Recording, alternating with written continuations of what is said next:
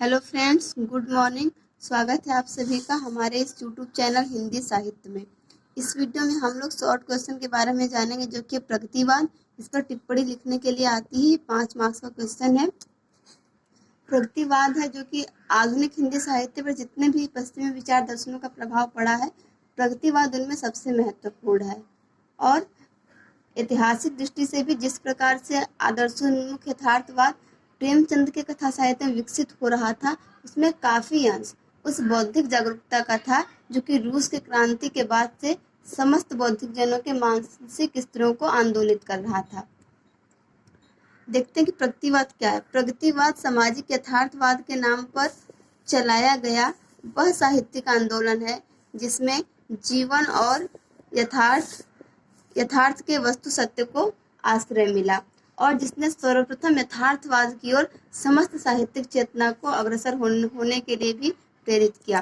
प्रगतिवाद का उद्देश्य था समाज में सामाजिक यथार्थवाद को प्रतिष्ठित करना, जो कि छायावाद के पतन काल की विकृतियों को नष्ट करके एक नई साहित्य और मानव की स्थापना करे, उस सामाजिक सत्य को और उसके विभिन्न स्तरों को साहित्य में प्रतिपादित होने का अवसर प्रदान करे। दूसरा है वर्ग संघर्ष की साम्यवादी विचारधारा और उस संदर्भ में नए मानव नए हीरो की कल्पना। इस साहित्य का ये भी प्रमुख उद्देश्य था और इसकी जो मूल प्रेरणा है वो मार्क्सवाद से विकसित हुई थी। प्रगतिवादी का जो लक्ष्य था वो था जनवादी शक्तियों को संगठित करके मार्क्सवाद और भौतिक यथार्थवाद के आधार पर निर्मित मूल्यों को प्रतिष्ठित करना था। हम लोग देख लेते हैं कि प्रगतिवाद में कौन कौन से लेखक आते हैं जो मुख्य रूप से हैं। इसमें हिंदी कविता में भी कुछ लेखक आते हैं और कुछ लोग हिंदी कहानी में भी आते हैं। हिंदी कविता में जो प्रमुख लेखक वह दिनकर हैं, रामधारी सिंह दिनकर, सुभद्रा कुमारी चौहान, केदारनाथ अग्रवाल, गिरिजा कुमार माथुर, भवानी प्रसाद मिश्र और शिवमंगल सिंह सुमन।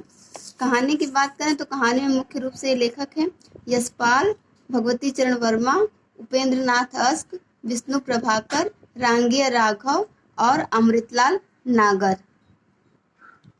प्रगतिवाद जो है वे विशेष प्रकार से राजनीतिक विचारधारा से जुड़ा हुआ होता है। इसके बावजूद भी कलाकारों और साहित्यकारों के बीच में एक समान जगह इसने हासिल की है और हिंदी कविता के क्षेत्र में इस आंदोलन की जगह बाद में प्रयोगवाद ने ले ली और कथा साहित्य में भी प्रेमचंदोत्तर युग के बाद अनेक कथा आंदोलनों का जन्म होता है, जैसे कि नई कहानी, सचेतन कहानी, अकहानी और आदि। और इन सब को लेकर प्रयोगवाद को अपनाने की ललक भी हिंदी साहित्यकारों में बढ़ जाती है और आज भी उसी तीव्रता के साथ दिखाई देती है जैसे कि उस समय थी। तो ये कुछ बिंदुओं के माध्यम से हम लोगों ने प्रगतिवाद को देखा और हम लोग इस पर टिप्पणी अब लिख सकते हैं। ओके दोस्तों, थैंक यू फॉर वॉचिंग।